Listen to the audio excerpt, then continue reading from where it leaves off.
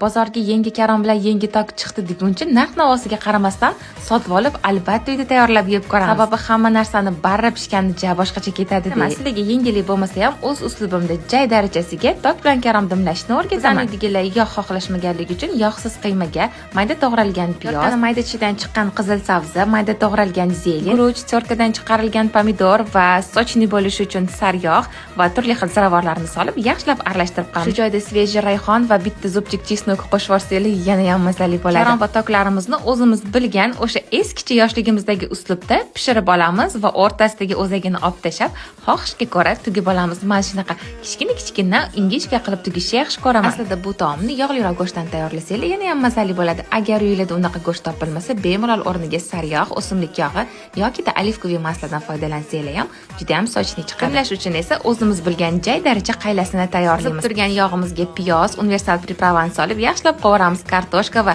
karomimizni o'rtasidan chiqqan o'zagini uvol qilmasdan solamiz. Tuz va tomatni solib qip-qizil qilib qovurib olamiz. Taxminan 1 stakancha suvni solamiz va tugib olgan tok karomlarimizni chiroyli qilib bir tekisda terib olamiz. Ustidan tarelkani bostirib dimlab qo'yamiz. Uzog'i bilan 40-45 daqiqada eng mazali yoshligimizdan yaxshi ko'rib yeydigan tok va karom taomimiz tayyor bo'ladi. Taomimiz issiqligida ustiga zelenlarni sepib, oila a'zolarimizga taqdim etamiz. Albatta tayyorlab ko'ring, yoqimli ishtaha.